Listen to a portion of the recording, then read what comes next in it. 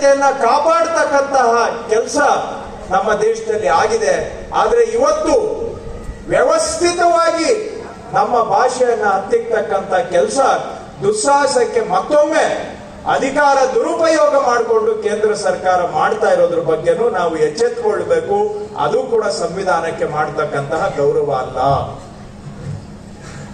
ಭಾಷೆ ಸಂಸ್ಕೃತಿಯ ಮೇಲೆ ದಾಳಿ ಆದ್ರೆ ಮತ್ತೊಂದು ಕಡೆ ನಮ್ಮಂತಹ ಪ್ರಗತಿಪರ ರಾಜ್ಯಗಳು ನಮ್ಮ ಆರ್ಥಿಕ ಶಕ್ತಿಯನ್ನ ಕುಂದಿಸುವಂತಹ ವ್ಯವಸ್ಥಿತ ಪ್ರಯತ್ನವನ್ನು ಕೂಡ ಕೇಂದ್ರ ಸರ್ಕಾರ ಮಾಡ್ತಾ ಇದೆ.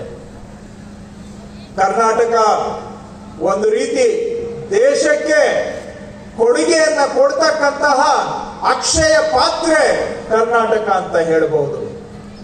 ನಾವು ಇಲ್ಲಿ ಆಗ್ತಕ್ಕಂತ ಉತ್ಪಾದನೆ, ಇಲ್ಲಿಂದ ಬರ್ತಕ್ಕಂತಹ ಆದಾಯ ಇವತ್ತು 4 ಬಡ ರಾಜ್ಯಗಳಿಗೆ ಸಹಾಯ ಮಾಡ್ತಾ ಇದೆ. ಕೇಂದ್ರ ಸರ್ಕಾರ ನಡೀಲಿಕ್ಕೆ ಕರ್ನಾಟಕದ ಆದಾಯ ಬಹಳ ದೊಡ್ಡ ಪಾತ್ರವನ್ನ ವಹಿಸಿದೆ. ಆದ್ರೆ ಕರ್ನಾಟಕಕ್ಕೆ ತನ್ನ ಪಾಲು ಸಿಗಬೇಕಾದಾಗ ನಿರಂತರವಾಗಿ ಕಳೆದ 10 ವರ್ಷದಿಂದ ನಮಗೆ ಅನ್ಯಾಯ ಆಗ್ತಾ ಇದೆ. ಕೇಂದ್ರ ಪುರಸ್ಕೃತ ಯೋಜನೆಗಳಲ್ಲಿ ನಮಗೆ ಅನುದಾನ ಸಿಗ್ತಾ ಇಲ್ಲ. ಕೇಂದ್ರದಿಂದ ಬರಬೇಕಾದಂತಹ ಅನುದಾನಗಳು ನಮಗೆ ಬರ್ತಾ ಇಲ್ಲ. ಸಾಲದಕ್ಕೆ ಹಣಕಾಸು ಆಯೋಗವನ್ನ ಮುಂದಿಟ್ಕೊಂಡು ಕರ್ನಾಟಕದ ನಮ್ಮ ತೆರಿಗೆಯಲ್ಲಿ ನಮ್ಮ ಪಾಲನ್ನ ದಿನೇ ದಿನೇ ಕಡಿಮೆ ಮಾಡೋದರ ಮುಖಾಂತರ ನಮ್ಮ ಶಕ್ತಿಯನ್ನ ಕುಂದಿಸಿ ನಮ್ಮನ್ನು ಕೂಡ ಒಂದು ರೀತಿ ಕಪಿಮುಷ್ಟಿಗೆ ತೆಗೆದುಕೊಳ್ತಕ್ಕಂತ ಪ್ರಯತ್ನ ನಡೀತಾ ಇದೆ. ಹೋದ ಹಣಕಾಸು ಆಯೋಗದವರು ನಮ್ಮ ರಾಜ್ಯದ ಪಾಲು ತೆರಿಗೆಯಲ್ಲಿ ನಮ್ಮ ಪಾಲನ್ನ 23% ಕಡಿತ ಮಾಡಿ ಇವತ್ತು ಕರ್ನಾಟಕವನ್ನ ಆರ್ಥಿಕ ಸಂಕಷ್ಟದ ಕಡೆಗೆ ದೂಡುವಂತ ಪ್ರಯತ್ನ ಮಾಡಿದ್ದಾರೆ.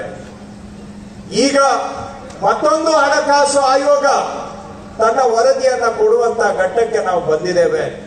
ಕಳೆದ ಬಾರಿ ಏನಿತ್ತು ಕನಿಷ್ಠ ಅಷ್ಟಾದರೂ ತೆರಿಗೆಯಲ್ಲಿ ನಮ್ಮ ಪಾಲು ಕೊಡುವಂತ ಕೆಲಸ ಮಾಡಬೇಕು. ಅದಕ್ಕಿಂತ ಹೆಚ್ಚಿಗೆ ನಮ್ಮ ಪಾಲನ್ನ ಕೊಡಬೇಕು. ಯಾಕಂದ್ರೆ ದೇಶಕ್ಕೆ ಆದಾಯ ಕೊಡುಗೆ ಕೊಡ್ತಕ್ಕಂಥದ್ರಲ್ಲಿ ಕರ್ನಾಟಕ ಇಡೀ ದೇಶದಲ್ಲಿ 1ನೇ ಸ್ಥಾನದಲ್ಲಿದೆ. ನಮ್ಮಿಂದ ಎಲ್ಲವನ್ನ ಪಡ್ಕೊಂಡು ನಮಗೆ ಏನು ಇಲ್ಲದಂತೆ ಅನ್ಯಾಯ ಮಾಡುವುದನ್ನ ನಿಲ್ಲಿಸಬೇಕು. ಕೇಂದ್ರದ ತೆರಿಗೆಯಲ್ಲಿ ನಮ್ಮ ಕೊಡುಗೆ ಗುರುತಿಸಬೇಕು. ನಾವು ಕಟ್ಟಿದ ತೆರಿಗೆಯಲ್ಲಿ ನಮ್ಮ ಪಾಲು ನಮಗೆ ಸಿಗಬೇಕು ಅಂದ್ರೆ ಈ ಹಿಂದೆ ನಮಗೆ ಏನ್ ಪಾಲು ಬರ್ತಾ ಇತ್ತು ಅದಕ್ಕಿಂತ ಹೆಚ್ಚಿಗೆ ಕೊಡುವಂತಹದ್ದು. ಅಂದ್ರೆ ಹಿಂದೆ 10 ವರ್ಷಗಳ ಹಿಂದೆ UPA ಸರ್ಕಾರ ಇದ್ದಾಗ ಶಿಫಾರಸು ಮಾಡಿದ್ರ ಪ್ರಕಾರ ಕರ್ನಾಟಕಕ್ಕೆ 4.7 ಭಾಗ ನಮಗೆ ತೆರಿಗೆಯಲ್ಲಿ ನಮ್ಮ ಪಾಲು ಸಿಗ್ತಾ ಇತ್ತು. ಈ ಬಾರಿ 4.7ಕ್ಕಿಂತ ಹೆಚ್ಚು ಪಾಲನ್ನ ಕರ್ನಾಟಕಕ್ಕೆ ಕೊಟ್ಟಲ್ಲಿ ಮಾತ್ರ ನಮ್ಮ ಅನ್ಯಾಯಕ್ಕೆ ಸರಿದೂಗಿಸ್ದಾಗೆ ಆಗುತ್ತೆ. ಅದಕ್ಕಿಂತ ಏನೇ ಕಡಿಮೆ ಮಾಡಿದ್ರು ಕೂಡ ನಮಗೆ ಅನ್ಯಾಯ. ಈ ಅನ್ಯಾಯವನ್ನ ಕೇಂದ್ರ ಸರ್ಕಾರ ಮಾಡಬಾರದು.